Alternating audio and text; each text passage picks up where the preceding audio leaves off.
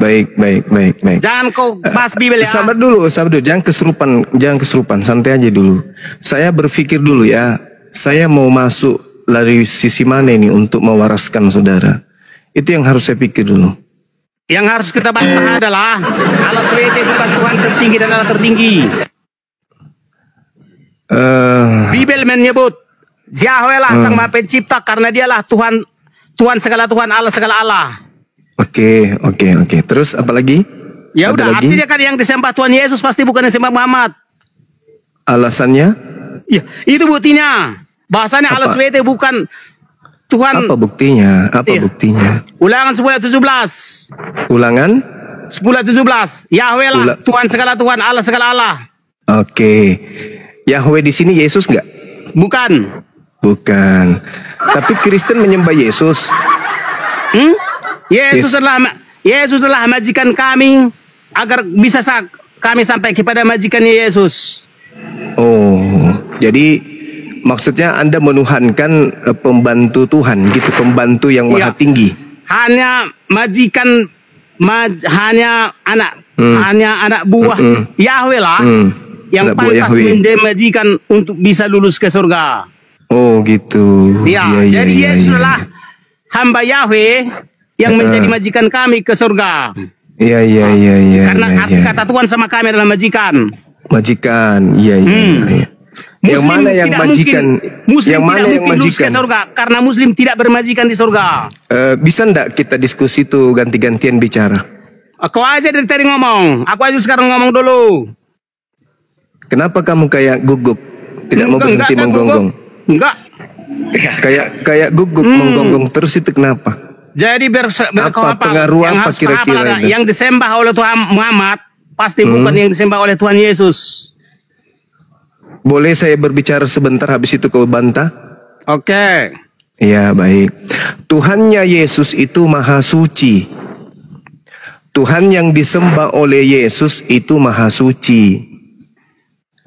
Sedangkan Tuhan yang disembah oleh umat Islam itu juga maha suci. Menurut saudara ada berapa hakikat yang maha suci? Allah SWT pasti tidak maha suci karena dia tidak berkata di surga. Tidak, bukan begitu cara diskusinya. Iya, kalau cuma ngarangnya aku pun bisa bisa saya sebut maha suci. Enggak bisa gitu, enggak begitu. Begini. Cara diskusinya jangan kayak gitu. Yang maha suci itu menurut saudara itu ada berapa pribadi? Itu dulu. Yang maha suci itu ada berapa hakikat? 1 hakikat, 2 hakikat, 3 hakikat, 4 hakikat? Atau cuman 1 hakikat aja? Yang maha suci loh. Yang maha. Coba kamu jawab. Ada berapa yang maha suci? Kalau Yesus kan tidak mungkin maha suci. Ya kan? Dia punya pantat. Dia punya lubang hidung, dia punya mulut, keluar kotoran, najis lah dia. Nggak jatuh dia ke tempat yang kedudukan maha suci. Nah, semua pejabat surga maha suci. Apa itu maha suci? Apa itu maha suci?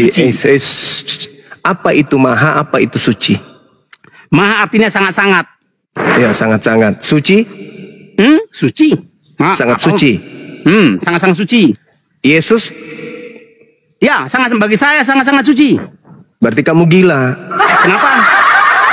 Bagaimana Anda katakan dia sangat suci sementara dalam perutnya ada kotoran Kok kira itu kotor? Jadi siapa bilang kotor? Siapa bilang? Itu kan dari mana kau bilangnya? Coba tanya dulu orang kimia. Tanya dulu orang kimia. Apakah itu kotor? Tanya dulu orang kimia. Jadi kau bisa makan Ya, bukan soal bisa tidak bisa yang menjadikan suci, bukan. Jadi karena Allah SWT suci, makanya Allah SWT bisa dimakan gitu. Saya sarankan kamu ke rumah saya, di situ banyak Kau jadikan masker. Apa itu untuk kasih mukamu itu? Maha suci adalah skincare. Kasih mukamu pakai tai mau. Bisa dimakan. Berarti Allah SWT bisa dimakan. Parah ini monyet. Udah kau turun, dah kau sampah. Kau gila. Kau bukan orang, kau kambing. Gak ada otakmu. Masakan tai dibilang tidak kotor. Dasar kebanyakan makan babi kayak gini. Sperma babi jadi orang yang begini jadinya. Semoga anakmu ndak kayak gitu ya. Mudah-mudahan anakmu ndak begitu ya. Siapa namanya tadi? Lawak. Masa. Ya, gue masak. Mudah-mudahan anak keturunanmu tidak gila kayak kau. Ini boleh saya bertanya ini? Apalagi ini? Nah, Ya, silakan. Anda Perkenalkan Kristen dulu atau Islam? dirimu. ya saya Kristen. Nah, gitu. Jadi, dong. nah gini. Assalamualaikum warahmatullahi wabarakatuh. Waalaikumsalam. Jadi saya mendengarkan Uni Rifah, Juma sama Nandar itu kan seseorang yang memproklamasikan ataupun mempertahankan keyakinan iman Muslim, betul ya? Yes, betul. Jadi saya bertanya ini, saya juga sudah membahas tentang edukasi di akhirat itu. Nah, kalau di akhirat itu pastinya ada nanti perkumpulan masa ya, kepercayaan saudara kita Muslim, dan di alam barzakh, terus ada juga di al-ard, al-hisab, al-mizan, al-sirat, dan api penyucian. Nah, jadi terkait mengenai ini saya bertanya tentang al-mizan. Nah, kita tahu bahwa di surat Al-Mu'minun 100 dan 103 itu mengatakan barang siapa yang berat timbangannya kebaikan, maka mereka itulah yang mendapat keberuntungan. Nah, jadi kita percaya bahwa orang beruntung itu adalah orang bertakwa. Dan barang siapa yang ringan timbangannya, maka mereka lah itu orang-orang yang merugikan dirinya sendiri. Mereka kekal di dalam neraka jahanam. Ini adalah orang-orang zalim. Nah, terkait mengenai al-mizan sebagai alat pengukur amal dan dosa, perlu kita sebagai manusia itu kan menganalisis ataupun observasi tentang al-mizan ini. Nah, jika amal dan dosa pun jika amal dan dosa itu seimbang, kemanakah final kehidupan manusia? Kemudian al-mizan itu satuan beratnya apa? Terus kemudian pastinya saya memberikan sebuah analogi hal yang kecil. Terlalu panjang, Pak. Ini pertanyaan nanti dirangkul Pak Andi. Nah, poin ketiga pertanyaannya, sesuatu barang yang masih belum kita timbang, pastinya posisi kita pada masa itu kan belum mengetahui berat barang tersebut. Nah, jadi bagaimana dengan posisi Allahmu pada masa itu? Apakah dia mengetahui kamu beramal atau tidak? Silakan. Maksudnya apa ini? Apa ini? Apa maksudnya ini? Panjang tapi nol. Apa maksudnya? Bukan Kamu ngomong masalah apa? ini, bro. Kan saya sudah beberapa kali membawa narasi ini pada Ustadz ABS, Ustadz Falah. Ya udah, aku transitkan ke Bang Zuma, boleh aku udah tangkap. Aku transitkan ke Bang Zuma, boleh? Ya. Silakan. Bang Zuma, dia ini bertanya, ketika nanti di yaumil hisab, ketika semua manusia ditimbang amalan perbuatan baiknya, apakah Allah mengetahui sebelum mereka ditimbang? Nah, gitu Bang. Silakan Bang Zuma. Oh iya. Sebelum ditimbang, bahkan sebelum Anda jadi manusia, Allah sudah tahu. Si Fulan ke neraka, si Bom ke neraka, Klesi ke neraka. Allah sudah tahu. Jauh sebelum kamu itu ada di bumi, Allah udah tahu. Penghuni neraka ini aja. Penghuni surga ini aja. Allah udah tahu. Tidak seperti Tuhanmu Yesus. Yang mengambil jubahnya saja, dia nggak tahu siapa. Kalau Tuhan kami itu maha mengetahui. Itu Tuhan kami. Annallaha sami'un alim. Maha mengetahui Tuhan kami itu. Baik, saya tanggapi ya. Kita saja aja Bang Juma ya. Iya. Nah, jadi saya juga sekarang ini mendalami tentang edukasi keyakinan Muslim. Jadi kan saya observasi, ini kan al-mizan ini sebagai alat pengukur amal dan dosa. Itu kan kita sepakat ya. Tetapi saya mencari semua sumber-sumbernya, saya tidak mendapatkan satuan berat al-mizan itu yang digunakan oleh Allah itu apa. Kita tak gini, bentar dulu. Dia mau satuan berat, kilogram, gram, ons. Bunda, dengar dulu saya Bunda, dengar dulu saya. Itu kalau satuan berat di bumi ini kilogram, gram, kuintan, tons, gram, miligram kan begitu. Jadi satuan berat di akhirat itu apa? Al-mizan. Kan Dia itu kan pikir itu dosa itu adalah benda yang bisa ditimbang, kayak gabah. Lu pikir gak ada? Ada aja lu. No, gini. Kita berdiskusi berdasarkan data ya. Kita akademis lah. Boleh? Sepakat ya? Tunggu. Sepakat ya? Akademis itu artinya apa coba? Akademis itu. Oke, saya tidak panjang lebar. Yang penting kita Anda konsisten. mengobservasi, bentar. Anda mengobservasi. Yang Anda observasi tentang yaumil hisab itu apa? Oke, yang saya observasi di situ adalah satuan berat al-mizan itu apa? Pastinya Iya, bagaimana cara pengukur. mengobservasinya? Tunggu dulu, mengobservasi yaumil hisab itu seperti apa caranya? Metode apa yang dipakai? Nah, justru itu yang perlu saya tanya, Uni. Ya jangan bilang observasi lah, aduh ngaco. Gini bro, Apa ini Om? gini Uni. Pastinya kita seorang apologet. Bicara akademis. Udahlah cukup lah. Bentar dulu, Andi. Udah cukup. Coba saya tanya, kapan Anda mengobservasi yaumil hisab dan pakai pintu apa Anda ke yaumil hisab sehingga Anda mampu mengobservasi yaumil hisab? Oke, saya tanya ya. Saya jawab, sorry. Sepertinya dia sudah terjun Saya langsung bingung. ke sana ya. Iya, saya Bentar bingung dulu. dengan kalian. Kalian banyak bicara, tapi kalian tidak mengerti dengan apa yang kalian ucapkan. Anda mengobservasi yaumil hisab, metode apa yang dipakai, kendaraan ke sana pakai apa? Saya mau ikut mengobservasi. Bro, Dia Uni. observasinya itu sama dengan metode yang dilakukan oleh pengarang kitab Wahyu. Bukan. Gini. Dia dengar dulu. Bermimpi dan berhayal. Uni Rifa, sekarang yang saya bawa narasi ini kan bukan al-ard atau al-hisab. Yang saya bawa narasi ini kan al-mizan. Bukan al-hisab. Saya fokus. Anda mengklaim mengobservasi yaumil hisab. Yaumil hisab itu adalah fase dan masa. Paham? Ya, tempatnya baru padang mahsyar. Nah, jadi ada masa, ada fase, ada tempat. Nah, dan itu adalah janji dari Allah Azza wa Jalla. Pertanyaanku, kau observasi pakai kendaraan apa ke sana? Kok nggak diajak kami? Oke, saya tanggapi ya. Jadi menurut Makanya sebelum mengklaim akademis, coba pahami dulu apa sih akademis itu. Sebelum mengklaim ilmiah, apa sih ilmiah itu? Tolonglah jangan permalukan diri kalian di sini. Observasi apa yang mau diobservasi dari yaumil hisab? Sejak kapan dosa itu berbentuk, berbau dan berwujud? Dosa itu adalah konsekuensi yang tidak dapat diinderakan. Tapi dia ada, sebagaimana kau punya akal. Ya, kau punya akal tak mampu kau nampakkan bagaimana bentuk akalmu. Nah sekarang kau tanya sama Bang Zuma pertanyaan yang memang kau ngerti dengan pertanyaan itu, baru bisa diskusi bagus-bagus.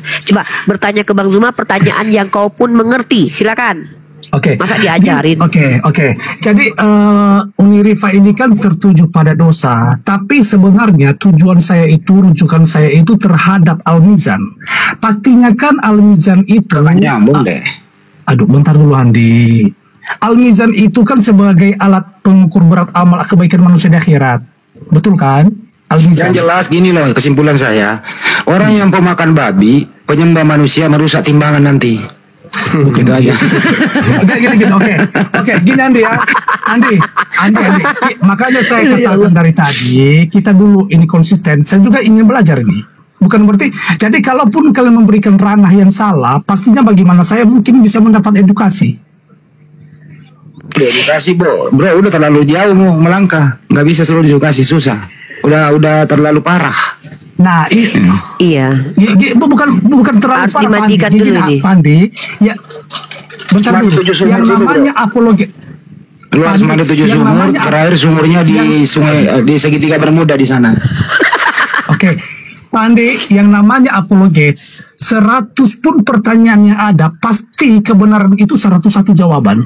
Artinya tidak ada yang mengatakan, oh tidak tahu, entah apa jawaban. Karena Itu Kristen terpecah belah. Hari ini Kristen datang satu ditanya beda, yang satu beda. Emang ada persatuan di antara kamu? Oke, gini. Kau itu bercerai-berai seperti sebagai butiran pasir di laut kok. Oke. Kau nggak sadar itu kau bercerai-berai? Tentang Tuhan aja kau ribut kok.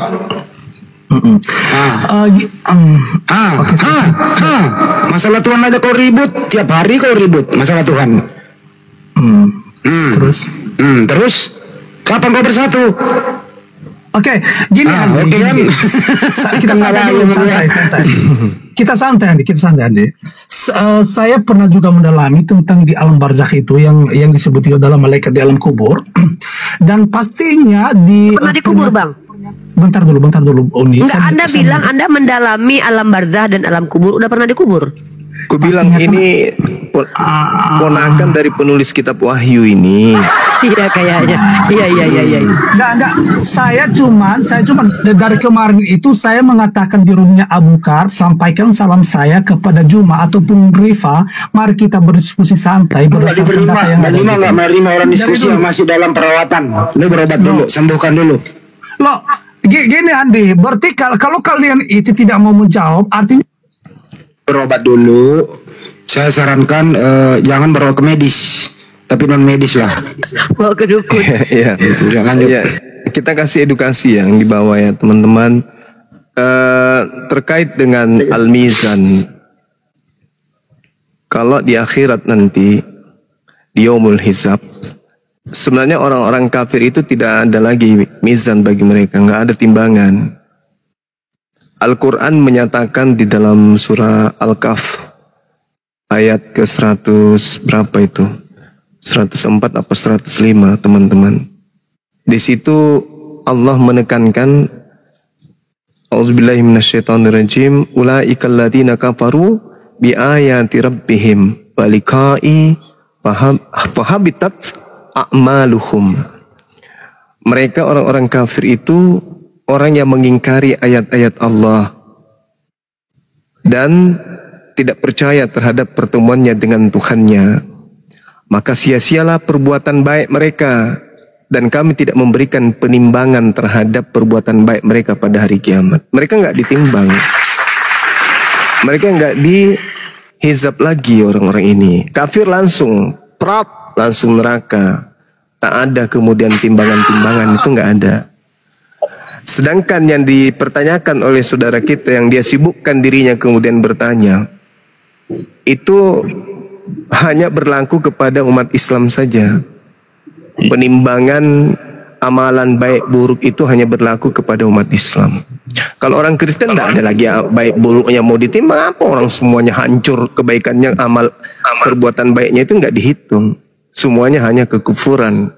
Nah, Allah menyatakan wanadaul mawazin. Yang dimaksud di ayat berapa itu? 47 Al-Anbiya, kami akan memasang kemudian neraca yang tepat pada hari kiamat. Cuma lu kayak jawaban lu, gantiin gua kasih pertanyaan. Maka tiadalah dirugikan seseorang barang sedikit pun, Ini kata Allah. Masa dia didengar-dengari bosan? Dan jika amalan itu hanya sebesar biji sawi, pasti Allah mendatangkan pahalanya, dan cukuplah Allah sebagai pembuat perhitungan. Jadi yang dihitung amal kebajikannya itu adalah umat Islam, umatnya baginda Rasul Muhammad SAW, atau umatnya Nabi Musa, Nabi Isa, dan seterusnya. Tapi orang-orang kafir itu nggak ditimbang, langsung digelodok pakai mobil truk. Kata Bang Luga itu pakai mobil truk digusur ke neraka. Otomatis ya Bang Juma ya? Otomatis. Sementara yang mengalami penimbangan itu adalah orang yang beriman. Orang yang beriman. Nah, itu pun kalau di dalam kaidah Islam, orang-orang yang beriman dan beramal soleh, di dalam Al-Quran surah At-Taghabun yang sering kita bahas di ayat 9, Allah Subhanahu wa ta'ala menjelaskan bahwa ketika penghakiman itu nanti datang, hari di mana kesalahan-kesalahan kita kemudian diungkap oleh Allah, Allah menyatakan, wa may yu'min billah wa ya'mal salihah yukaffir anhu sayyi'ati wa yudkhilhu jannah.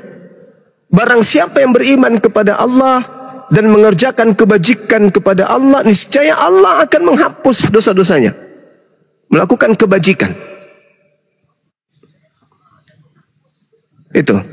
Jadi kalau orang kafir ngapain ditimbang? Mau dihapus dosa-dosanya? Enggak lah.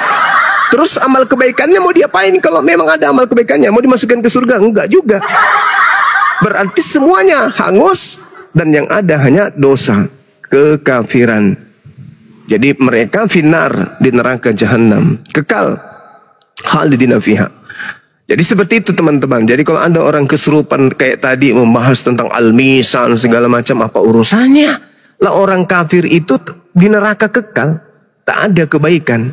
Sedangkan di dalam Bible pun diterangkan seperti itu. Matius 10 ayat 34, kemudian Mazmur 62, Amsal 24, Yesaya 3, Yeremia 17, kemudian Yeremia 32, Yehezkiel 7. Semua manusia akan dibalas sesuai dengan perbuatan masing-masing. Bahkan kalau kita lihat di dalam Yohanes berapa itu teman-teman? Yohanes 5 nomor 29 ya.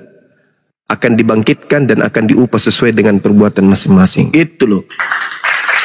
Sia-sia orang Kristen belajar timbangan, karena orang Kristen mati langsung neraka.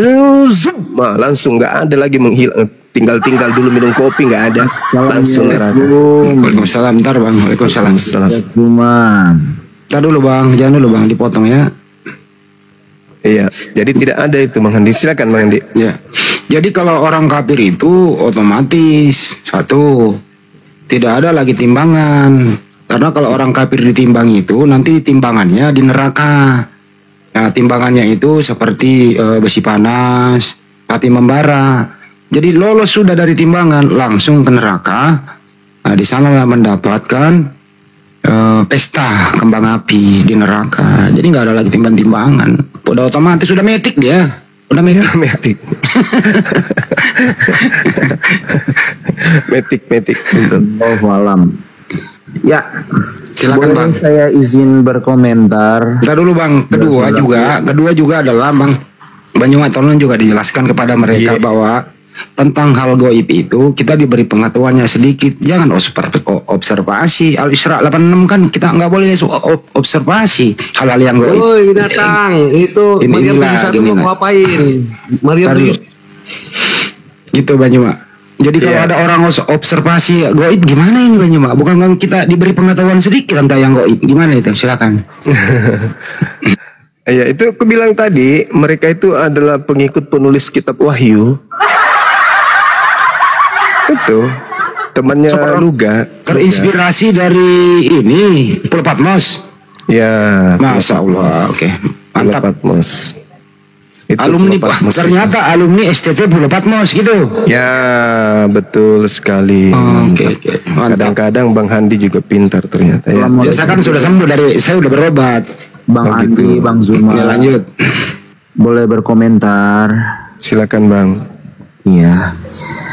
Kan kalau naik bang mau kesabaran dikit gitu loh, jangan terburu-buru. Abang mau apa? Terburu-buru bang, santai bang. Ya, Kalau silakan bang. boleh, saya berbicara. Kalau tidak boleh, saya mendengar dulu begitu. Ya, izin boleh, Ya, Bang Zuma. silakan. Ya, terima kasih Bang Zuma atas semua paparan mengenai ayat-ayat Al-Quran yang menjadi fondasi iman kaum muslim. Ya, saya menghargai dan saya tidak tersinggung sama sekali dengan apa yang disampaikan oleh Bang Zuma dan juga dikuatkan oleh Bang Handi. Saya percaya bahwa para pendengar dari teman-teman muslim juga dikuatkan sehingga imannya dalam melakukan atau mengamalkan ajaran Nabi Baginda Muhammad dapat berlangsung dengan baik begitu. Saya adalah seorang pendeta. Ya, Jangan tanya si Zuma bang, tanya si Enggak masalah. diam dulu saudara. itu no. Diam dulu. Izin ya. Saya tidak tersinggung sama sekali Bang Hunter atau siapapun. Ya, saudara-saudaraku. Saya tidak tersinggung sama sekali, tidak merasa bahwa iman kekristenan dizolimi begitu. Saya penganut iman kekristenan monoteis, Abang, yang percaya kepada Allah yang tunggal, Allah yang esa, Elohim Yahweh, Allah. Ternyata ada Kristen kok mengucapkan salam tadi ya. Allahnya bangsa Israel, ya, Allahnya Nabi Abraham, Ishak dan Yakub, Allahnya Ismail. Allah yang disembah oleh manusia, ciptaan Allah yang mengutus putra tunggalnya, Tuhan dan Juru Selamat kami. Tuhan bagi orang-orang yang menganggap Yesus bukan Tuhan, Tuhan pun tidak masalah. Yesus disebut Tuhan, disebut Nabi, disebut Tuhan. Yesus tidak pernah tersinggung ya. Dia mau disebut setan pun dia tidak tersinggung ya. Beliau tidak tersinggung sama sekali karena beliau rendah hati.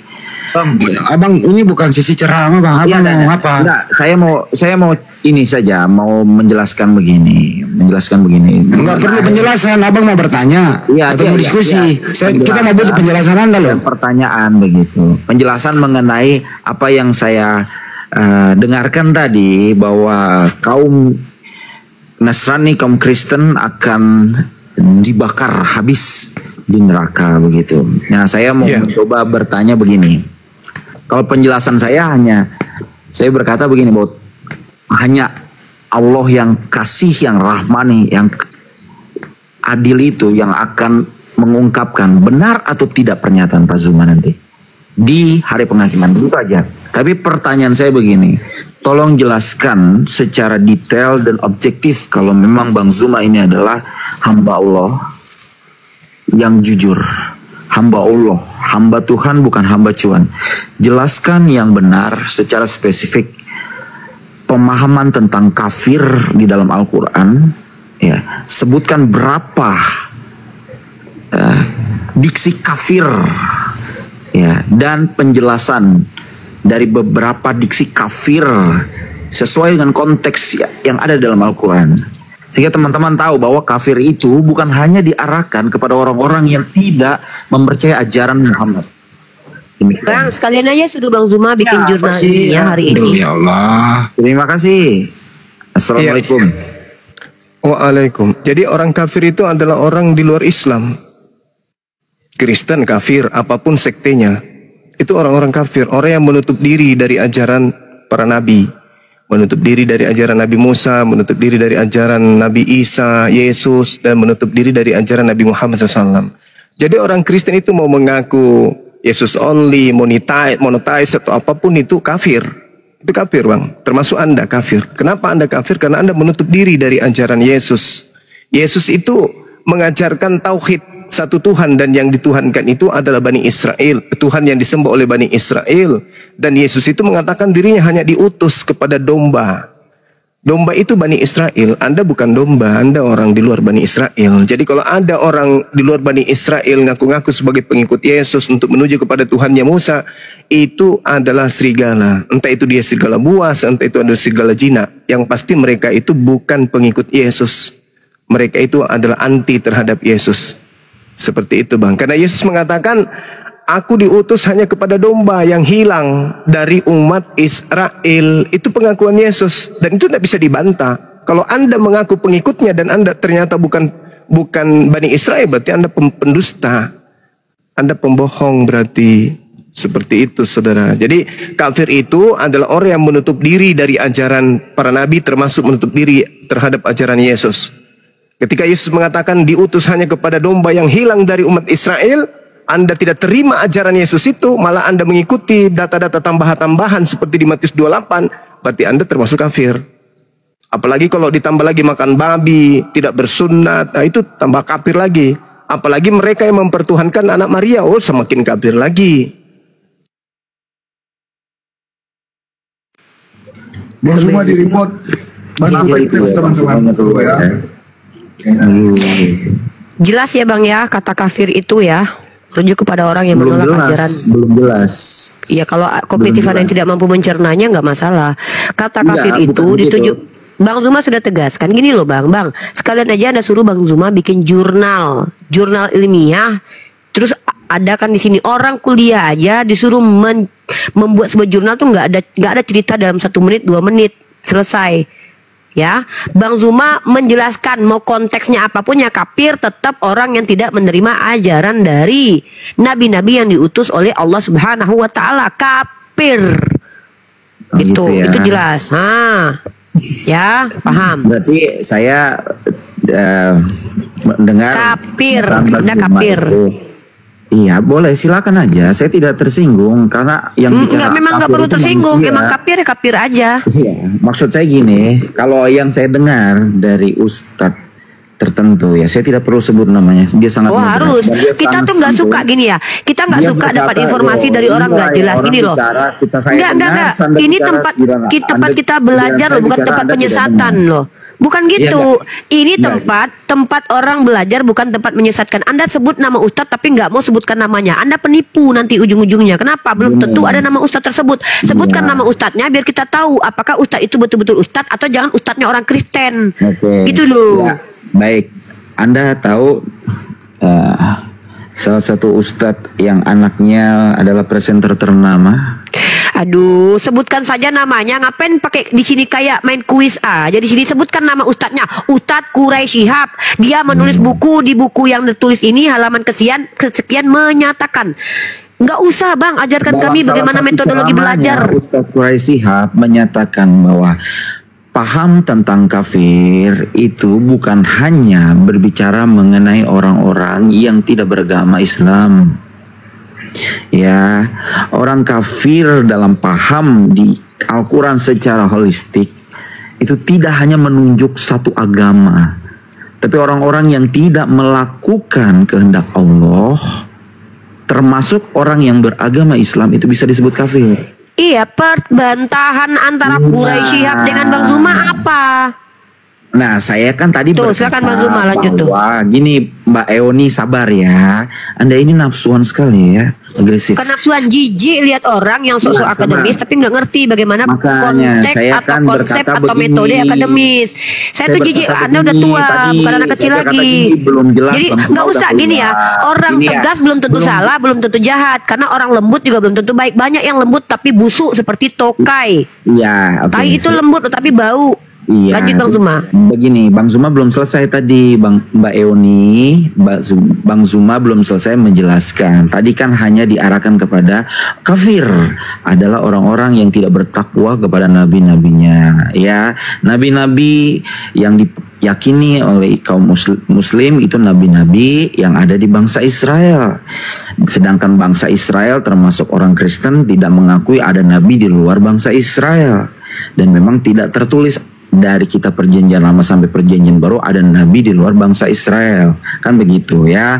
Nah, kalau dikatakan saya Kalau orang Kristen nabinya siapa bang? Kalau Jesus only, maaf saya klarifikasi Bang Zuma. Di Kristen ada nggak Saya nabinya? tidak Kristen ini punya nabi nggak? Gini Bang Zuma, banyak nabi ya. Coba Banyak tunjukkan sekali. satu nabinya orang Dari Kristen. Adam, ya dari Adam. Ya itu nabi kan kami percayai dong. Abraham, Nabi yang Ibrahim. diutus, nabi Itu yang nabi. diutus untuk Kristen itu siapa?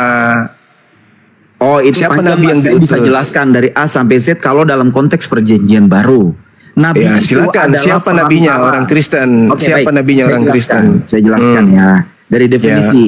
Ini kan Mas tanya ya Bang Zuma, padahal saya belum selesai loh tadi mendengar penjelasan tentang Enggak, kafir. kalau pembual enggak usah pak.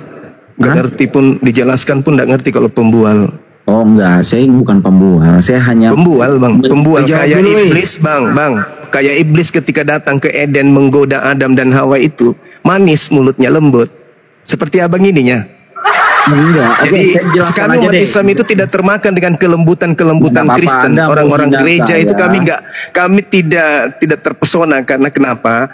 Kafir itu bagian daripada setan. Setan itu menjerumuskan manusia dengan bisikan-bisikan Oke, halus, Bang. bang. Oke. Iblis itu menggoda dengan halus.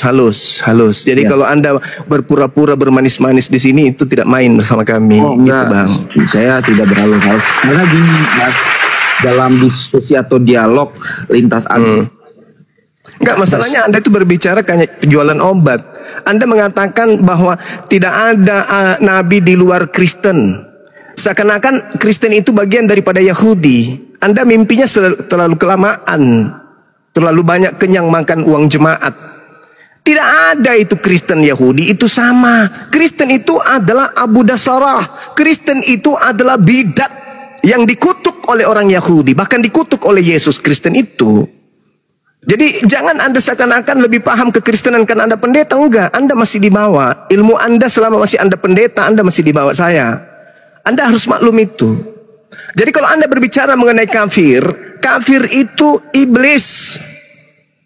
Apa kerjaan iblis itu? Istakbara wa kana minal kafirin. Iblis itu sombong.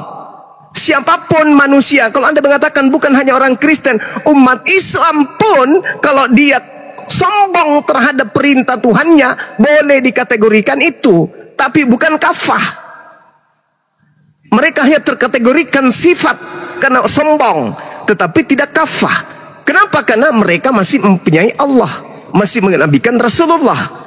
Nah, kalau dia tidak melakukan salat, itu cuman ingkar. Ingkar bukan ingkar terhadap perintah, tetapi karena hanya malas, karena hanya godaan setan, mengikuti syahwat. Itu jangan diartikan kafir. Umat Islam ketika tidak salat kafir, umat Islam tidak pakai hijab kafir. Bukan begitu. Yang dimaksud kafir kafah itu ya Kristen yang tidak menerima perintah Tuhan. Sekarang kalau Kristen ditanya, atas perintah siapa kalian makan babi? Oke, baik, saya jelaskan dulu ya. Itu aja dulu. Ya, saya jelaskan secara singkat, jelas dan padat. Baik, ya. Oke. Pertama saya klarifikasi bahwa saya monoteis, bukan Jesus only. Tapi saya mempercayai Allah yang Esa, Allah yang tunggal, Elohim Yahweh, Allah yang disembah Abraham, Ishak, Yakub, Allah yang mengutus Yesus Kristus sebagai Al-Masih, juru selamat manusia. Itu yang pertama. Jadi itu harus dipahami dulu. Jadi bukan Jesus only, bukan Allah Tritunggal, ya. Itu juga salah diartikan oleh banyak orang Kristen, khususnya gereja Ras Utama. Tapi saya tidak mau membahas tentang itu. Itu yang pertama. Ya, yang kedua, ya, kalau Anda bicara soal saya kafir atau saya pemahamannya lebih rendah daripada Anda, saya hanya mau beritahu Islam itu 700 tahun setelah Kristen dan 2100 tahun setelah umat Yahudi yang menerima Taurat ya di Gunung Horeb. Iya, kebodohan itu memang lebih dulu, Bang. Makanya dengar dulu dong, dan lagi kalau bicara. Kebodohan itu memang lebih dulu. Pintar itu nanti ada muncul setelah bodoh. Proses baru pintar. Ya, jadi jangan bangga karena lebih dulu. Yang lebih dulu enggak, bodoh. Makanya itu, silakan. Kalau anda menolak Yahudi, berarti Anda juga bodoh. Saya tidak menolak Yahudi. Anda yang aneh. Anda yang aneh. Ketika kemudian Anda mengatakan Anda percaya kepada Tuhannya Yahudi.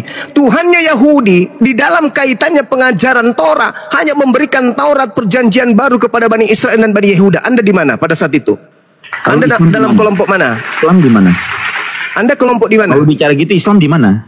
Lah, Islam tidak di luar, tidak di dalam Yahudi.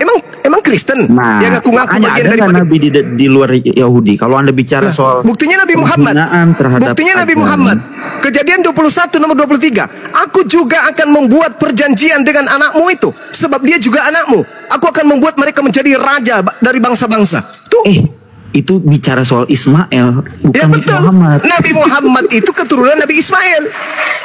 Nanti dulu itu bicara silsilah panjang, bro. Nah, ya, makanya saya katakan Islam itu dengar. Di dalam Kejadian 17 nomor 7, aku akan menjadi Tuhanmu, Tuhannya Ismail, Tuhannya Ishak, secara turun temurun. Ada nggak dia mengatakan bahwa aku akan menjadi Tuhannya Romawi, Tuhannya Katolik? Tidak ada. Oke. Kalau Anda percaya kepada Tuhannya Yahudi, harusnya Anda tidak Kristen hari ini. Karena Tuhannya Yahudi tidak mengenal agama Kristen itu. Agama Kristen itu tidak dikenal. Itu agama buatan orang Romawi. Enggak apa-apa. Sama nanya satu pertanyaan. Saya nanya pertanyaan satu kepada kau. Sebutkan satu nabi yang beragama Kristen. Itu aja pertanyaan. Kalau lu nggak jawab turun. Sebutkan satu nabi yang beragama Kristen sama dengan agamamu. Itu aja pertanyaan saya. Izin ya Bang Juma ya. Nabi Paulus. Hanya itu satu-satunya. Enggak, suruh dia jawab. Kamu agama Kristen, tunjukkan satu nabi yang beragama Kristen. Baik, sabar. Saya buka ayatnya. Jangan sebut ayat, sebut nama dulu. Siapa nabi itu yang beragama Kristen? Spesifik kan Anda tanya nabi. Iya, sebutkan dulu namanya, baru pakai data. Siapa? Oke. Yang Kisah 13 nomor 1. Yang beragama beragama Kristen. Ya, Paulus bukan nabi ya. Itu nabi ya, inilah kau pendeta tapi bahlul. Makanya aku bilang ilmu itu minim. Oke, ini banyak. Tak ada pendeta yang pernah bicara itu cerdas, pintar mengetahui Bible. Kisah para pewarta 13 nomor 1. Saulus sebelum mengganti nama menjadi Paulus itu sudah nabi di Antioquia. Alamak. Anda salah besar. Paulus tidak pernah disebut nabi. Coba sebutkan dalilnya. Mana dikatakan? Kisah para wartawan 13 nomor 1. Coba Anda baca. Kisah berapa? 13. Yes. Oke, kisah 13 ayat 1. Yaitu, oke, kita baca ya. Kita baca. Pada waktu itu dalam jemaat di Antioquia, jemaat Kristen, ada beberapa nabi dan pengajar, yaitu Barnabas dan Simeon yang disebut Niger, dan Lukius orang Kirene, dan Manehem yang diasuh bersama dengan raja wilayah Herodes, dan Saulus. Saulus itu bukan golongan nabi. Anda harus pahami. Beberapa nabi. Itu Baca kitabmu. dulu ayat selanjutnya. Baca dulu ayat selanjutnya. Itu kitabmu. Ya. Jangan kau ngarang-ngarang lagi. Pada Baca waktu selanjutnya. itu dalam jemaat Antioquia ada beberapa nabi dan pengajar, termasuk Saulus. Kalau dia bukan nabi menurut asistennya, lalu mengapa dia mengatakan aku dipilih dari sejak dalam rahim ibuku? Dipilih jadi apa?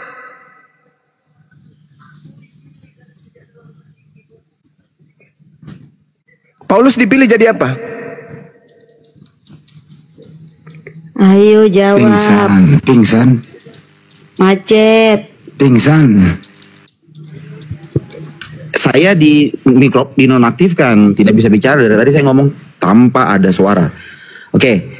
Galatia pertama, ayat pertama. Dari Paulus seorang rasul, bukan karena manusia, juga bukan oleh seorang manusia, melainkan oleh Yesus Kristus dan Allah Bapa yang telah membangkitkan dia dari antara orang mati. Jadi dia bukan nabi. Kita buka lagi Roma. Kalau dia bukan nabi, lalu kisah para rasul 13 itu apa? Saudara, ini kan pengakuan dari Rasul Paulus sendiri. Terus kisah para rasul ini Kalau keliru. Kisah Rasul, Anda tahu siapa yang nulis kisah Rasul? Itu asistennya Lukas, asistennya Paulus. Ya, Asistennya Paulus. Paulus bukan? Bukan asistennya. Makanya. Oh, berarti Lukas salah. Makanya berarti salah. Berarti Lukas bukan. salah. Ya, belum Lukas dijawab. salah. Anda gini. Berarti Lukas salah. Karena sudah menuliskan Saulus gurunya ini sebagai nabi. Salah dia berarti. Itu yang pertama. Kalau Saulus ini bukan nabi, lalu 13 bukunya itu apa? Dari mana dia dapatkan bukunya itu? Saudara tadi mengatakan dia menerimanya bukan dari manusia. Yesus manusia. Baru saya ngomong. Silakan supaya nggak putus-putus. Silakan Bang Zuma. Sekarang Anda harus iakan bahwa Saulus itu nabi. Kenapa? Dia punya tulisan 13 buku yang menjadikan Anda menjadi Kristen. Kalau dia bukan nabi, lalu dari mana dia mendapatkan tulisan-tulisan ini? Katanya wahyu, berarti dia nabi. Seorang nabi itu adalah orang yang mendapatkan wahyu. Ulangan berapa itu? Ulangan 12 nomor 6. Jika di tengahmu ada seorang nabi, maka aku Tuhan akan menyatakan diri kepadanya dalam mimpi, dalam penglihatan. Itu di kitabnya orang Yahudi. Di dalam ulangan apa bilangan? Bilangan ya kawan-kawan. Sudah? Bilangan 12, sabar dulu. Bilangan 12 ya.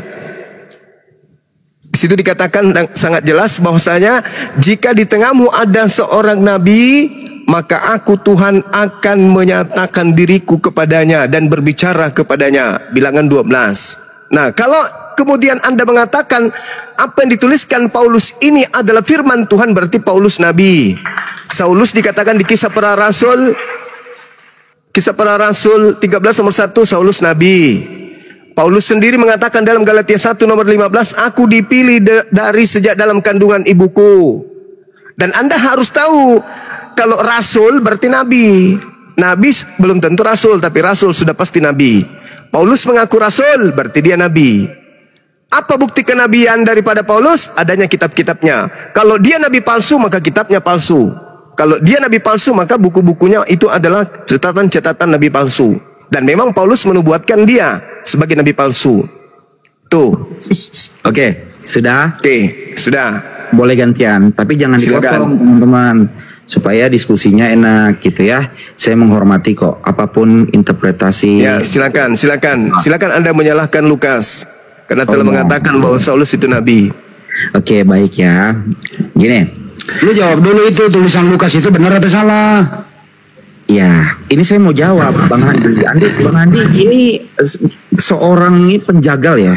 Sabar ya Bang. Iya, saya penjagal. Kalau orang yang muter-muter. Pertanyaan Bang Juma. Tulisan Lukas itu dengerin.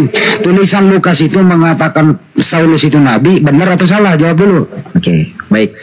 Saya jelaskan. Jangan jelaskan, jawab. Benar atau salah? Nah ini. Elah. Anda ini terlalu diktator. Sabar ya. Baik, begini. Apakah Paulus itu adalah nabi? Ya. Kita harus paham, yang nulis ini kisah Rasul adalah Lukas. Ya, Lukas menjelaskan beberapa orang di sini. Yang pertama adalah Barnabas, Simeon, ya. Kemudian Lukius, ya. Lalu Menahem, ya, dan Saulus. Jadi ada berapa oknum di situ? Ada 5 oknum, ya. Tetapi Paulus tidak pernah berkata bahwa dia mengakui bahwa dia diri adalah nabi. Karena nabi itu adalah perantara, nabi itu diutus. Pertanyaannya, tulisan Lukas itu benar atau salah? Lo benar dong. Berarti Saulus nabi. Benar-benar ditulis. Tetapi begini, kalau Paulus gini dengar dulu Bang Handi. Sabar, Anda ini nafsuan sekali ya. Berapa istrimu? Ya sabar. Belum Saya selesai. punya istri, itu kamu nggak punya istri. Belum selesai ya, sabar ya. Saya masih muda, tenang aja. Laki-laki bebas. Ya. Nih, sabar. Saya jelaskan dulu ya. Ketika Lukas berkata 5 orang ini adalah nabi, maka Paulus atau Saulus, ya Saulus itu nama lamanya, dia harus mengkonfirmasi bahwa dia adalah seorang nabi.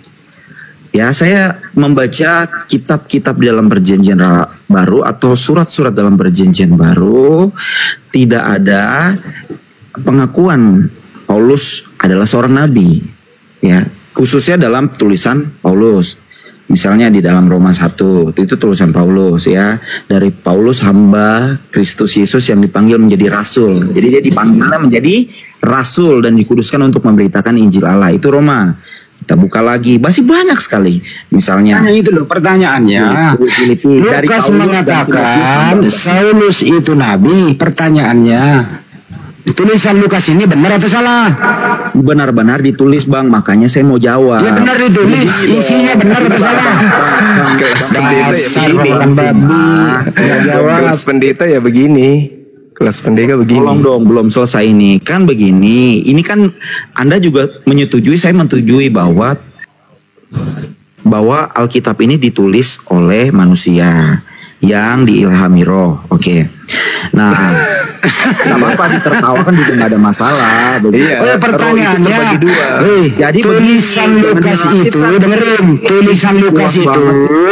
tulisan Lukas mengatakan Saulus itu nabi, benar atau salah? Terus ini saya, jelas sekali. Tulisan Lukas mengatakan Saulus nabi, benar atau salah? Tulisan itu, jawab. Tulisan itu benar Bang. Kalau begitu ya udah jelas. Nabimu itu Paulus, udah selesai. Belum selesai dong. Kan saya katakan bahwa Paulus harus mengkonfirmasi. Ini saya kok dinonaktifkan mulu. Tidak perlu mengkonfirmasi. Ya? Kenapa? Nah, Paulus harus konfirmasi dong. Karena kan nggak bisa. Anda ngarang itu ceritanya. Karena nulis iya, tapi kan Paulus sendiri menulis Timotius. Di kitab Timotius sendiri, Lukas mengakui, Paulus mengakui, hanya Lukas yang tinggal bersama dengan aku. Tuh, jemputlah Markus dan bawalah Markus ke sini karena pelayanannya penting bagiku. Itu di bagian mana? Itu di bagian mana saat banyak orang-orang yang meninggalkan Paulus? Ini Paulus mengatakan dia bersama dengan Lukas, berarti Lukas tahu persis tentang Paulus. Betul. Lah Anda sendiri siapa kok Anda mengatakan Paulus itu bukan nabi, sedangkan orang yang bersama dengan Paulus mengatakan gurunya itu adalah nabi. Ente siapa? Anda jangan murtad loh berkata Paulus nabi. Nabimu adalah Nabi Muhammad. Jangan gila kau, jangan kau gila. Dengar. Tidak sampai di situ, saudara. Tidak sampai di situ pendeta pembohong. Tidak berkata bohong. Dengar pendusta, penyesat. Dengarkan. Yesus nantinya akan berkata, dengar, pendusta dengar. Yesus sendiri nantinya akan berkata, waspadalah kepada nabi yang palsu. Paham kau? Nabi-nabi palsu. Ya ini nabi palsu yang menerima sebuah catatan ini kemudian didapatkan dari mana? Kalau bukan dia berkata Paulus nabi, saya aja nggak berkata Paulus nabi. Wah Anda nih kacau nih Anda. Dasar bahlul. Ini sedang saya menjelaskan Paulus itu nabi palsu, monyet. Dasar pendeta, bisanya kemudian menipu. Kau pikir kau bisa menyesatkan di sini? Nggak bisa. Saya katakan Paulus nabi berdasarkan Lukas, kampret. bukan berdasarkan iman saya, berdasarkan Lukas. Kau kok bahlul? Kau kejar perpuluhan, jangan bodohi orang. Ya, kau bodohi jemaatmu aja. Nggak ada bisa kau bodohi di sini.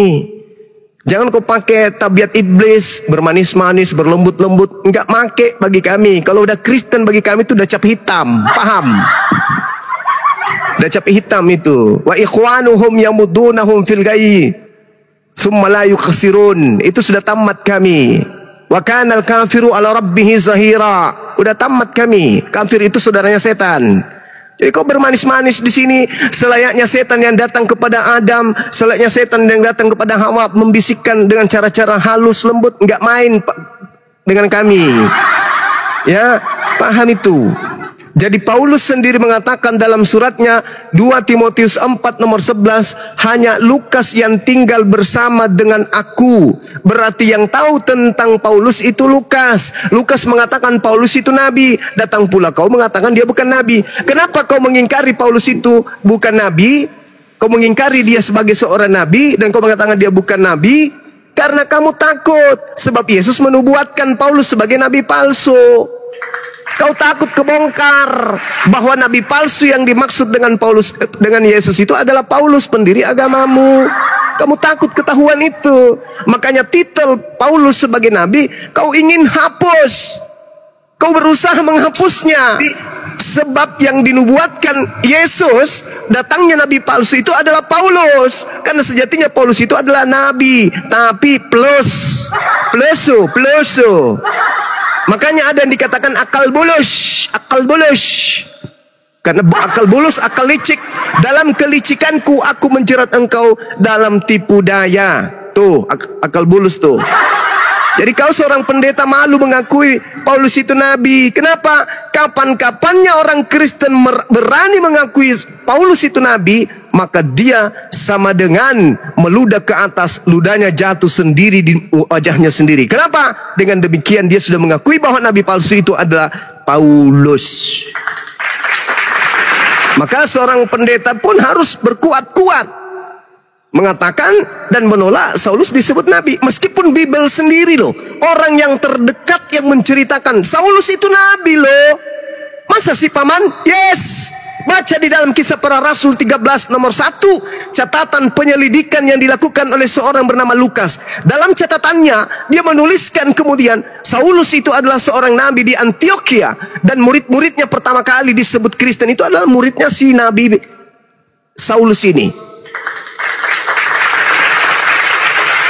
Jadi kalau hanya seorang pendeta berlembut-lembut tidak main sama kami, nggak main, ya, nggak main. Innal ladina kafaru yuqatiluna fi sabilit tagut.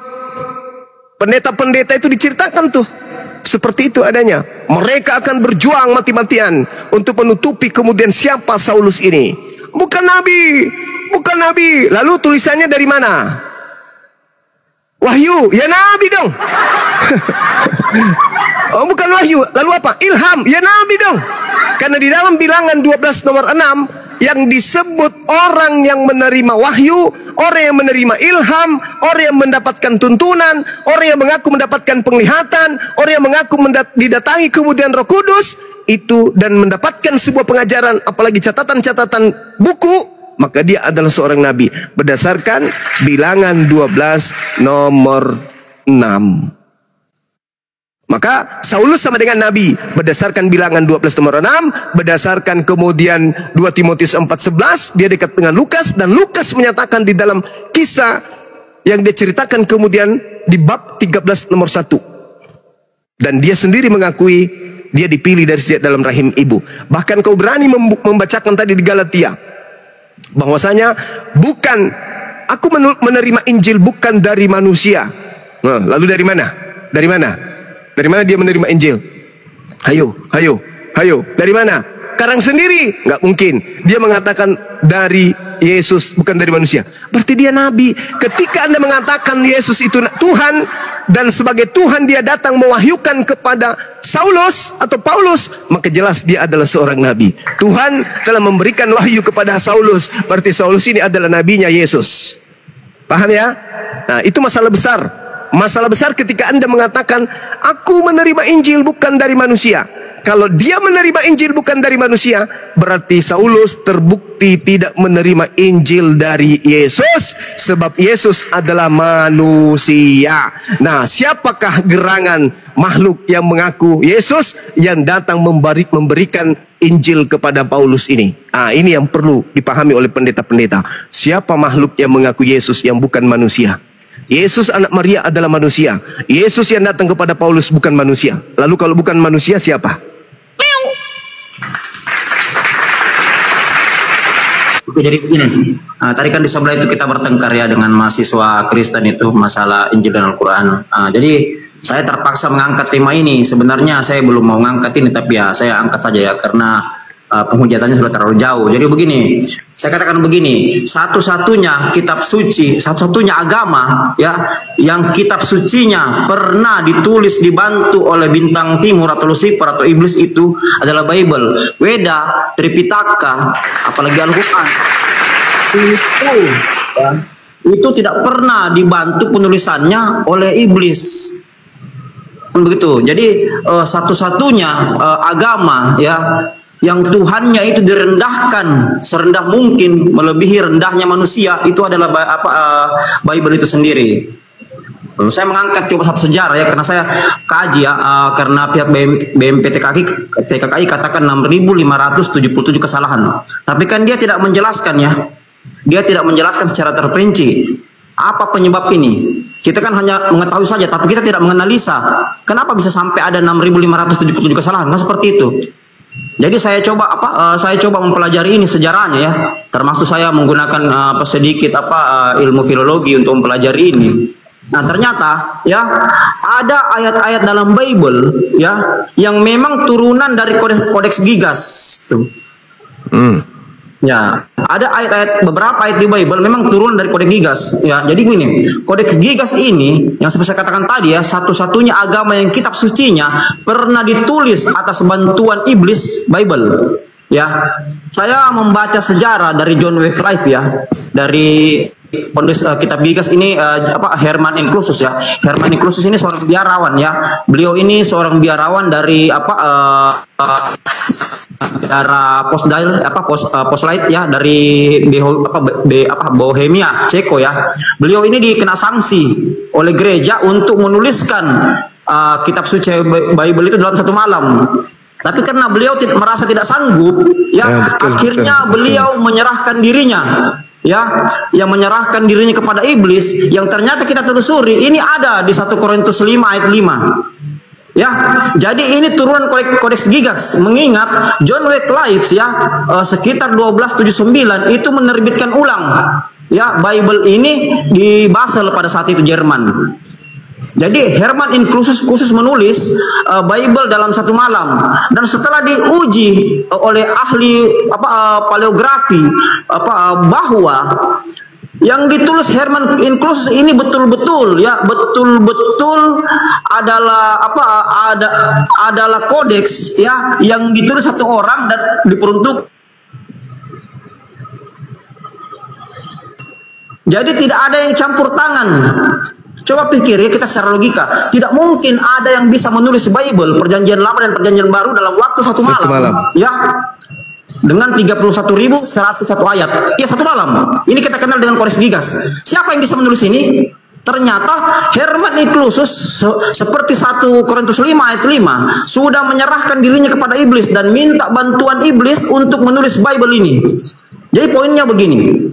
Poinnya, dengan demikian berarti satu-satunya kitab suci yang ada di dunia yang pernah ditulis dengan bantuan iblis itu adalah Bible. Valid ya datanya ya. Bisa Anda cek di YouTube, ada yang pernah membongkar ya Kristen ini Kodeks Gigas ya. Dan setelah saya pelajari panjang sejarahnya, memang ternyata banyak ajaran-ajaran ya yang memang dia dari pagan, itu dari pagan diteruskan ke ajaran satanik. Makanya saya pernah membahas ini sudah lama, berapa bulan lalu nih, tapi tidak ada satupun akademis Kristen yang berani. Kenapa juga mereka tidak berani laporkan saya? Karena memang mereka tahu juga sejarahnya ternyata tentang kodeks-kodeks ini. Gitu. Saya katakan Bible itu kita mau uji dari ilmu pengetahuan apapun, dia akan dilabrak itu. Dia akan saling berlawanan. Kenapa? Karena memang ajaran-ajaran yang ada dalam Bible ya itu melawan ilmu pengetahuan, terutama ilmu pengetahuan Yahudi. Gitu. Nah, masalah kodeks Gigas ini ya ketika kita mengambil kesimpulan secara holistik, berarti sebelum masa Renaissance ya, orang-orang di zaman itu terutama di barat memang sudah terpengaruh dengan Bible yang kemasukan ajaran setan ini. Saya katakan tadi ya, ditulis ulang oleh John Wycliffe ya, yang akhirnya diterbitkan di Basel itu, lalu diteruskan lagi oleh John Huss, diteruskan lagi sampai ke William Tyndale. Bisa jadi kesalahan-kesalahan inilah yang membuat mereka mati digantung. Hanya ini tidak tertuang jelas sejarah secara eksplisit ya, karena banyak sekali tokoh-tokoh Protestan yang mati digantung oleh Katolik, disangka mereka bidat. Nah, sekarang pertanyaannya, ketika Bible Indonesia ya itu turunan dari Bible Barat, ini pasti ada kemungkinan turunan kodeks Gigas masuk ke dalam Bible. Dan ternyata kalau kita lihat itu terbukti banyak sekali ayat-ayat yang tidak sesuai dengan etika, yang berbau porno. Ini kan semua ajaran satanik nih. Iya. Apalagi ajaran minum darah seperti di Wahyu 16 ayat 6, Yohanes 6 ayat 53 54 ya. Nah, ini yang saya masih kaji sejarahnya ini, ya. Karena tidak mungkin ajaran asli Katolik menurut saya yang pagan ya, ini pagan beda dengan ajaran satanik ya. Pagan ini bisa terkontaminasi dengan ajaran satanik. Itu. Pagan saya sudah pelajari ya sejarah pagan itu, bagaimana budaya Helenistik itu. Yang memang rata-rata itu mendewakan dari manifestasi manusia itu. Ini menurut saya Bible yang dipegang sekarang ini menurut saya sudah dimanipulasi dan sudah kemasukan ajaran-ajaran seperti ini. Mengingat Bible yang dipegang sekarang ini beda dengan Bible Utopia Ortodoks ya, dengan Katolik original itu sendiri. Yang dipegang Protestan ini dari Barat. Sementara kodeks-kodeks seperti ini turunannya nih ya. Yang terakhir ditulis oleh yang kita kenal dengan teori WH itu Brockford Westcott dengan J. Anthony Horst 1881. Nah, kira-kira seperti itu. Jadi ketika teman-teman Kristen mengatakan bahwa Al-Quran itu kitab yang sama sekali diwahyukan oleh di luar dari Tuhan, ini saya membantah. Saya marah dan saya memantah keras karena saya tidak mendapati sejarah tentang itu. Makanya saya angkat ini supaya kita sama-sama belajar bahwa tidak ada kitab lain di dunia ini yang pernah ditulis atas bantuan iblis kecuali Bible. Itu yang mereka tidak paham. Kan seperti itu. Nah, fakta realitanya sampai sekarang ya, Yahudi itu kita kenal dengan realitanya. Yahudi itu kita kenal dengan orang pintar. Kenapa sampai sekarang mereka sangat tidak suka dengan Kristen? Bahkan mereka menganggap gereja itu sebagai tempat penyembahan berhala. Lebih jauh lagi tempat penyembahan setan. Kenapa? Seperti itu karena tampaknya mereka juga tahu dan mereka mengerti sejarah ini. Kan begitu. Jadi mohon teman-teman Kristen jangan terlalu jauh menghujat nabi kaum muslim apalagi sampai kitabnya, karena kalau Anda tidak pelajari sendiri kitab suci Anda, sejarahnya. Baru Banteng Citaro kata Tumbang, belum kabupaten lain. Apa ini saya tidak bisa lanjut kalau ada yang bicara. Jadi tolong dipelajari dulu supaya jangan sampai menghujat Quran. Kan saya mau bilang begini ya. Salah satu ajaran dalam Bible ya, yang laris itu, yang istilahnya yang secara turun temurun dipakai dan selalu disebut itu adalah jangan menghujat Roh Kudus. Ya, jangan sampai ternyata Al-Quran betul-betul adalah wahyu Allah yang memang diwahyukan oleh Roh Kudus. Dalam hal ini adalah Jibril itu sendiri, maka dosa Anda tidak terampuni. Karena menurut ajaran Kristen ya, dosa yang tidak terampuni adalah menghujat Roh Kudus. Jangan sampai ya pada akhirnya nanti Al-Quran betul-betul wahyu Allah, kalian rugi besar. Yang sering saya katakan sama mereka kan seperti itu. Nah, kalau saya katakan Bible memang kemasukan ajaran satanik, saya punya bukti sejarah dan saya punya data-datanya. Nah, begitu mungkin. Jadi mohon teman-teman Kristen yang dibawa ya, tarik kembali kata-kata Anda kalau Anda ingin menghujat Al-Quran, karena jangan sampai ya, karena Anda tidak ngerti sejarah, Anda menghujat Nabi, Allah dan Al-Quran. Ternyata betul-betul ya, Rasulullah itu sudah dinubuatkan di kitab Yahudi, bahkan Al-Quran itu sendiri memang diturunkan oleh Roh Kudus itu Allah melalui Roh Kudus itu sendiri. Kalian rugi besar. Karena saya terus terang ya, kalau kita pelajari nubuatan ya, Rasulullah memang sudah dinubuatkan di kitab Yahudi ya. Kita bisa lihat di kejadian seperti dibaca tadi Gurunda Suma ya. Kita juga bisa lihat di kejadian 17:20 dan yang lain-lain ya. Banyak sekali ayat yang mengarah ke situ. Itu. Kira-kira seperti itu. Bahkan kalau ditanya adakah nabi di luar dari bangsa Yahudi, kan saya sudah jelaskan ini ya. Ada nabi di luar dari bangsa Yahudi seperti Kores, Esra dan yang lainnya, Jitro ya. Yang kalau di Islam itu Nabi Suaib ya. Hud, Eber ya, Nabi Hud kalau di Islam, Eber kalau di Kristen. Itu semua di luar dari bangsa Israel. Itu. Jadi begitu mungkin ya. Begitu mungkin sedikit dari saya. Silakan mungkin lanjut Bang Andi atau Gurunda Suma, silakan. Iya, Masya Allah. Ini cerita ini memang ngeri. Karena ini adalah sesuatu yang melegenda. Sesuatu yang melegenda artinya suatu cerita yang dipercayai oleh pemilik cerita atau prosa rakyat yang dianggap sebagai sesuatu yang benar-benar terjadi, sesuatu yang asli, cerita yang benar-benar asli, bukan dibuat-buat, satu keadaan yang benar-benar pernah terjadi. Artinya bahwa ketika ada cerita tentang seorang biarawati misalnya yang mana menceritakan adanya seorang yang kemudian dihukum, lalu kemudian dalam legenda itu diceritakan bagaimana seorang biara ini, biarawan ini kemudian menulis, ketika dia dihukum kemudian menulis Bible, menulis Bible ini dalam satu malam, lalu kemudian dia tidak sanggup menyelesaikan. Namun dia punya niatan bahwa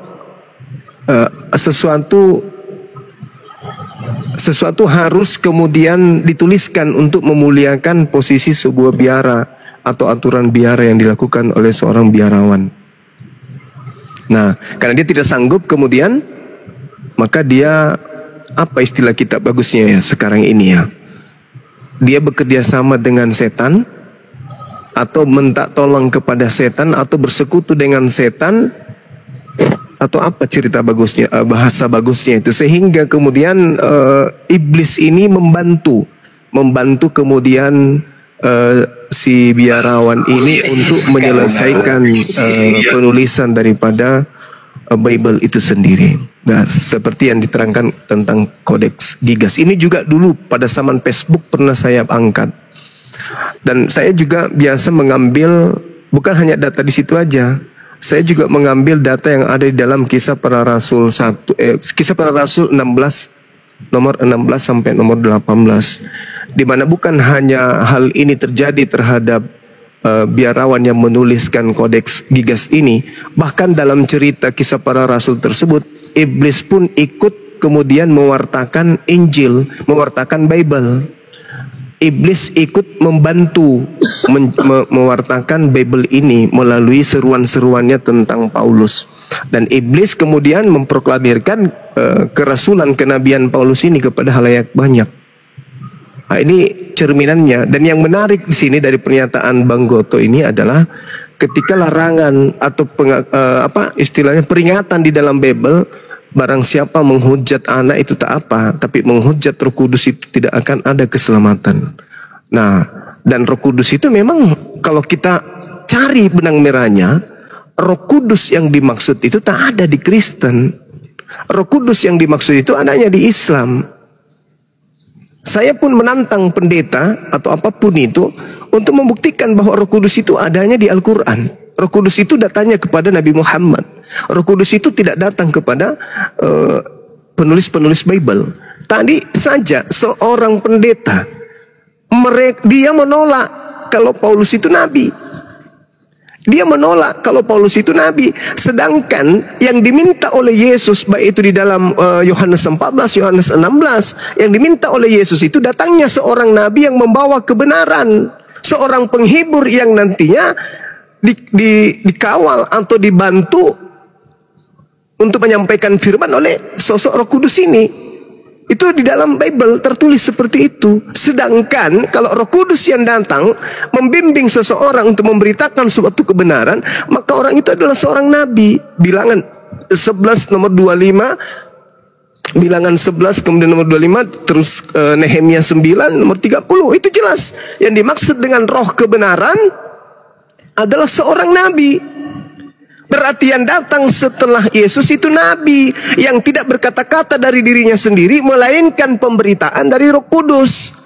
Nah, kalau Roh Kudus itu datangnya kepada Paulus, berarti Paulus ini nabi. Tapi ternyata yang datang kepada Paulus bukan Roh Kudus. Yang datang kepada Paulus itu adalah sosok makhluk yang bernama Yesus. Sedangkan Yesus bukan Roh Kudus. Yang datang setelah Yesus Roh Kudus. Yang datang kepada Paulus Yesus. Yang datang setelah Yesus Roh Kudus. Nah, yang datang kepada Nabi Muhammad adalah Roh Kudus. Qul nazzalahu ruhul Kudus. Tuh bukti tuh. Jadi apa yang disampaikan oleh Bang Goto itu adalah hal yang sangat luar biasa gitu loh. Itu sangat luar biasa. Kecuali ada seorang pendeta yang, oh Bang Suma, saya menjawab tantangan Anda untuk membahas tentang Roh Kudus. Mari kita buka lapak, kita diskusikan itu. Siapa Roh Kudus ini dan kemana perginya setelah Yesus? Apakah ke Nabi Muhammad atau ke penulis Bible?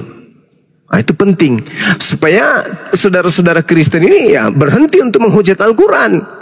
Karena Al-Quran itu adalah ucapan-ucapan kalimatullah yang disampaikan oleh Roh Kudus kepada sang penghibur Nabi Muhammad.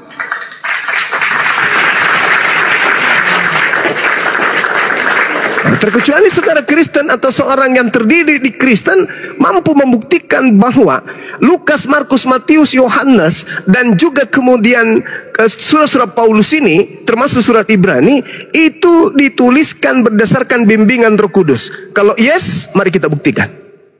Mari kita buktikan. Jangan jadikan Al-Quran sebagai dasar pijakan uraian, tapi biar Bible. Bible silakan hantam Al-Quran. Bible silakan hantam kenabian Rasulullah. Dan saya hanya akan menggunakan 2-3 ayat dari Al-Quran untuk membuktikan bahwa Roh Kudus itu ada di dalam Al-Quran. Dan saya juga akan membuktikan bahwa Roh Kudus itu adalah yang datang kepada Nabi Muhammad dan yang menyampaikan wahyu kepada Nabi Muhammad itu adanya di Bible. Bible menjelaskan bahwa Roh Kudusnya itu bekerja pada diri Nabi Muhammad, bukan bekerja kepada Lukas, Markus, Matius, Yohanes, penulis Paulus, apalagi orang-orang Kristen, apalagi pendeta, pastor. Itu tidak ada Roh Kudus pada mereka. Yang ada pada mereka adalah roh yang mengaku bintang timur. Yang datang kepada Paulus yang hanya berupa suara dan cahaya. Yang datang kepada Ananias yang hanya berupa suara. Yang datang kepada penulis di Pulau Patmos yang hanya berupa suara. Itulah yang ada pada diri orang-orang Kristen hari ini. Bukan Roh Kudus.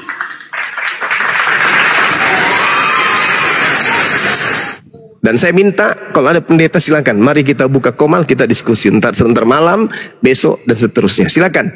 Terima kasih Bang Goto, Masya Allah luar biasa mengingatkan saya dengan materi-materi yang sangat luar biasa ini. Ini adalah satu pembedaharaan ilmu yang akan membuat saudara-saudara Kristen kita yang sudah mulai ragu tentang imannya untuk insya Allah menuju kepada hidayah. Demikian. Silakan. Sangat terkesima dengan pengajaran-pengajaran. Ya sebelumnya perkenalkan, saya ini dulunya Kristen. Nah, sekarang sudah beralih di tahun 2016. Saya beralih ke Muslim. Masya Allah. Iya. Dulunya saya ini seorang pendeta yang di bawah naungan yayasan lah. Yayasan berada di sebut aja Kota Santar lah ya. Masya Allah. Tapi di tahun 2016 saya dapat hidayah yang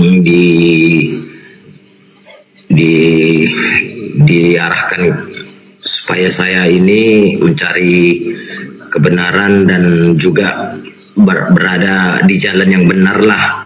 Karena selama saya di dalam pengajaran pengajaran mengikuti ajaran Kristen memang ajaran leluhur. Jadi ya kita sebagai dulunya sebagai seorang Kristen ya seperti itu juga. Tapi di dalam pengajaran-ajaran Kristen itu kembali ke kita review lah ya. Dulunya pengajaran Kristen itu kami ini ada yang pengajarannya pengusir setan. Jadi untuk saya mau bertanya kepada Bang Zuma dan rekan-rekan yang lain, kalaulah pengajaran di dalam ajaran Kristen itu ada pengajaran pengusir setan, seperti juga kalau kita pernah melihat atau mendengar kisah-kisah di orang-orang Amerika itu ada orang yang Ben Hill. Kalau Abang Zuma juga pernah melihat Ben Hill itu bisa menghidupkan membangkitkan orang mati juga, dan juga yang lumpuh juga bisa berjalan. Pertanyaan saya itu Bang Zuma untuk rekan-rekan yang lain, kalau di dalam ajaran kita Muslim ini apakah ada yang dalam bentuk seperti itu, Bang? Maksudnya terima kasih. Yang maksudnya gimana ini? Ini kalau kita di dalam dulu saya di dalam ajaran seberang, kita ada diajarkan itu untuk mengusir setan, mengusir setan dan juga mengusir setan, yang lumpuh bisa berjalan, seperti ada pemulihan seperti itu. Nah, kalau di dalam kita sekarang ini, apakah ada hal-hal yang seperti itu ataupun juga itu yang saya lakukan dulu ataupun ajaran Kristen dulu itu, apakah itu berasal dari setan? Ya, terima kasih, Bang. Iya. Ya, kalau dia bukan dari Allah, ya tentu dari iblis. Karena iblis tidak akan mungkin, karena Allah tidak akan mungkin mengajarkan sesuatu di luar daripada apa yang pernah diwahyukan kemudian kepada para nabi. Sedangkan Al-Quran mengatakan wa iyad'una illa syaitanan marida. Dan iblis pun bersumpah di dalam Al-Quran akan menyesatkan manusia seluruhnya, malah dia katakan, aku akan menyesatkan seluruhnya kecuali mereka yang memiliki hati yang ikhlas untuk beribadah. Karena iblis itu sifatnya sombong, maka tipikal dari orang-orang yang kemudian masuk dalam lingkaran korban penyesatannya itu sombong terhadap perintah Tuhan. Sedangkan para nabi itu mengatur sistem makanan, diatur sistem ibadah, diatur. Jadi tanda-tanda daripada orang yang kerasukan setan adalah orang yang kemudian tidak mau tunduk kepada perintah Tuhan. Makanya di luar Islam itu orang kafir itu tak ada lagi aturan. Mau merdeka ya silakan ke situ. Tapi kalau mau diatur hidupnya oleh aturan-aturan Tuhan, maka masuk ke Islam. Di Islam nggak bisa kita seenak-enaknya mau melakukan sesuatu seperti itu adanya, Bang. Nah, kalau di Islam, apakah kemudian ada tata cara pengobatan seperti yang Anda pertanyakan tadi? Apakah di Islam itu ada kayak begitu? Kalau di Islam, Al-Quran itu justru adalah sebagai obat yang Allah wahyukan sebagai penawar. Al-Quran surah Al-Isra ayat 82. Dia adalah obat. Dia adalah penyembuh.